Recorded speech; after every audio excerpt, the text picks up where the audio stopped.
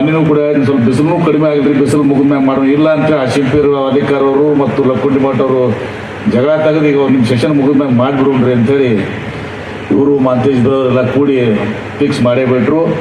ಇವತ್ತು ಅದೇನೇ ಇರಲಿ, ಇಷ್ಟು ಬಿಸಿಲಿದ್ರು ಕೂಡ ಇಲ್ಲಿ ಛತ್ತನ್ನು ಹಾಕಿದ್ದಾರೆ, ಬೆದೊಂದು ಅರಸು ಹಾಕಿದ್ದಾರೆ. ಅಂಥ ಬಿಸಿಲಿನ ಮಧ್ಯೆನೂ ಕೂಡ ಇವತ್ತು ಇಷ್ಟೆಲ್ಲ ನಮ್ಮ ವಿಶೇಷವಾಗಿ ತಾಯಂದಿರು, ಹಿರಿಯ ಸಹೋದರಿಯರು ಎಲ್ಲರೂ ತಾವು ಅತ್ಯಂತ ವಿಜೃಂಭಣೆಯಿಂದ ಈ ಕಾರ್ಯಕ್ರಮಕ್ಕೆ ತಾವು ಶೋಭೆ ಅಂತ ಅಂದ್ಕೊಂಡಿದ್ರಿ. ತಮ್ಮೆಲ್ಲರಿಗೂ ಹೃದಯಪೂರ್ವಕವಾದಂಥ ಅಭಿನಂದನೆ ಸಲ್ಲಿಸ್ತೇನೆ. ಇವತ್ತು ಕನ್ನಡ ನಮ್ಮ ಮಾತೃಭಾಷೆ.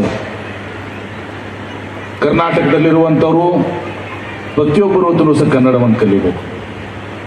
ನಾನು ಅನೇಕ ಸಂದರ್ಭದಲ್ಲಿ ಹೇಳಿದ್ದೀನಿ, ಇವತ್ತು ಪ್ರಾಥಮಿಕ ಶಾಲೆಯಿಂದ ಒಂದನೇತೆಯಿಂದ ಅದು ಇಂಜಿನಿಯರಿಂಗ್ ಇರಲಿ, ಮೆಡಿಕಲ್ ಇರಲಿ, ಯಾವುದೇ ಭಾಷೆ ಇರಲಿ, ಫಾರ್ಮಸಿ ಇರಲಿ, ನರ್ಸಿಂಗ್ ಇರಲಿ, ಒಂದು ಕಡ್ಡಾಯವಾಗಿ ಒಂದು ವಿಷಯ ಇವತ್ತು ಸಹ ಕನ್ನಡ ಇರಬೇಕು. ಅವ್ರು ಹೊರ ರಾಜ್ಯದವರು ಕೂಡ ಇಲ್ಲಿ ಈ ನಾಡಿನಲ್ಲಿ ಈ ಭೂಮಿಯಲ್ಲಿ ತಾವು ಕನ್ನಡವನ್ನು ಕಲಿಬೇಕು ಅಂತ ಹೇಳ್ತಿದ್ರು ಸರ್. ಅನೇಕ ಸಲ ಕೇಂದ್ರ ಸರ್ಕಾರಗಳು ಬಹಳಷ್ಟು ಗೊಂದಲಗಳನ್ನ ಇವತ್ತು ಸಹ ಅನೇಕ ಸಲ ಸೃಷ್ಟಿ ಮಾಡಿದೆ. ಈಗ ಅದನ್ನು ಕೂಡ ನಡೀತಾ ಇದೆ, ತಮಿಳುನಾಡಿನಲ್ಲೇ ನಡೀತಾ ಇದೆ, ಬೇರೆ ಕಡೆ ನಡೀತಾ ಇದೆ. ಇವತ್ತು ನಮ್ಮ ಪ್ರಪ್ರಥಮ ಆದ್ಯತೆ ಇವತ್ತು ಸಹ ಯಾವುದ್ಯಾವುದು ಕರ್ನಾಟಕದಲ್ಲೇ ಕನ್ನಡದ ಆದ್ಯತೆ ಇರ್ತದೆ ಸರ್. ಅದು ನಮ್ಮ ಅಸ್ಮಿತೆ ಇವತ್ತು ಸಹ, ನಮ್ಮ ಐಡೆಂಟಿಟಿ ಕನ್ನಡ ಅಂದ್ರೆ. ಅದು ಕೇಳ್ತಾರಲ್ಲ, ಎಲ್ಲೇ ಇರು, ಹೇಗೆ ಇರು, ಎಂದೆಂದಿಗೂ ನೀನು ಕನ್ನಡಿಗನಾಗಿರು ಅಂತೇಳಿ. ಅವನು ವಿದೇಶದಾಗಿರ್ಬೋದು, ಆದವ ಇಲ್ಲಿಯವ ಈ ಮಣ್ಣಿನಿಂದ, ಈ ನೀರಿನಿಂದ, ಈ ಇದರಲ್ಲಿ ಜನ್ಮ ಕೊಡ್ತಾ ಇದ್ದವನು ಇವತ್ತು ಅಮೆರಿಕಾದಾಗಿದ್ರು ಅವನು ಕನ್ನಡಿಗ ಆಗ್ತದೆ ಸರ್. ನಾನು ಹೋಗ್ತೀನಿ ಅನೇಕ ಕಡೆ, ವಾಶಿಂಪೇರ್ ವಾಲಿಕರ್ ಅವರು ವಿದೇಶದಲ್ಲಿ ಹೋದಾಗ ಬಹುಶಃ ನಮಗದ ಅರಿವು ಇಲ್ಲ. ಆದರೆ ನಮ್ಮ ಯುವಕರು, ನಮ್ಮ ಸಹೋದರ ಸಹೋದರಿಯರು, ಅಲ್ಲಿ ಹಿರಿಯರು ಇವತ್ತು ಅಮೇರಿಕ ಹೋಗ್ಬೇಕು, ಜರ್ಮನಿ ಹೋಗ್ಬೇಕು, ಸಣ್ಣ ಸಣ್ಣ ದೇಶದಲ್ಲಿ ಹೋದಾಗ ಕೂಡ ಅವ್ರು ಕನ್ನಡ ಸಂಘಗಳಿದಾವೆ, ಕರ್ನಾಟಕ ಸಂಘಗಳಿದಾವೆ. ಅತ್ಯಂತ ಪ್ರೀತಿ ವಿಶ್ವಾಸದಿಂದ ನಮಗೆ ಕರ್ಕೊಂಡು ಒಬ್ಬರು ಇಂಡಸ್ಟ್ರಿ ಮಿನಿಸ್ಟರ್ ಬಂದಿದ್ದಾರಲ್ಲಪ್ಪ, ಬರ್ರಿ ನೀವು ಅಂತ ಕರ್ಕೊಂಡು ಹೋಗಿ ಫಂಕ್ಷನ್ ಆರ್ಗನೈಸ್ ಮಾಡಿ ನಮ್ಮೆಲ್ಲರಿಗೂ ಮಾತನಾಡಿ ಚರ್ಚೆ ಮಾಡಿ ಬೇರೆ ಬಿಸ್ನೆಸ್ ಮನ್ಗಳನ್ನು ಕೂಡ ತಗೊಂಬಂದು ನಮ್ಗೆ ಊಟ ಹಾಕಿ ಕಳಿಸ್ತಾ ಇರ್ತದೆ. ಅದು ಅಭಿಮಾನ, ಕನ್ನಡದ ಅಭಿಮಾನ. ಎಲ್ಲೇ ಇರಲಿ ಮತ್ತೆ ಹೇಳ್ತಾರೆ, ನಾನು ಈ ಊರವ್ರಿ ನಮ್ಮ ಸಂಬಂಧಿಕರು ಇಂಥವ್ರಿ ಅಂತ.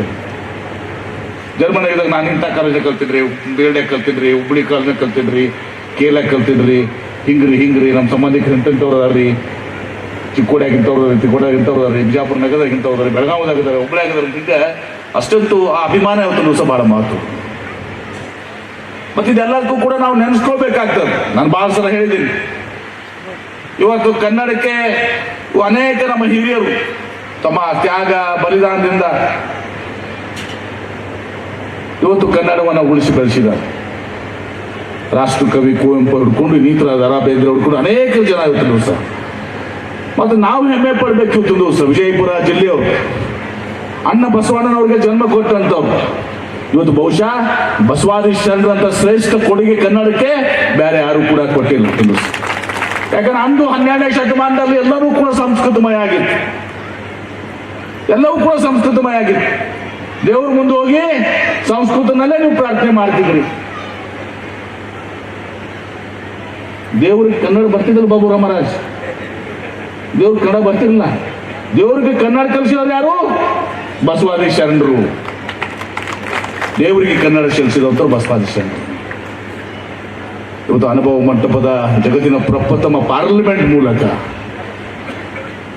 ಆಡು ಭಾಷೆಗಳ ವಚನದಲ್ಲಿ ಇವತ್ತು ಸಹ ಮೂಲಕ ಇವತ್ತು ಸಹ ಶ್ರೇಷ್ಠವಾದಂಥ ಒಂದು ಸಾಮಾಜಿಕ ಕ್ರಾಂತಿಯನ್ನ ಮೂಲಕ ಇವತ್ತು ಏನು ಸಮಾಜದಲ್ಲಿ ಅಸಮಾನತೆ ಇತ್ತು, ಸಮಾನತೆವರೆಗೆ ಮೇಲು ಕೀಳು, ಮೂಢನಂಬಿಕೆಗಳು, ಅನಿಷ್ಟ ಪದ್ಧತಿಗಳು, ಮಹಿಳೆಯರು ತಾವು ಇಷ್ಟೆಲ್ಲ ಕೂತಿದ್ದು ನಿಮ್ಮೆಲ್ಲರಿಗೂ ಕೂಡ ಸಮಾನತೆ.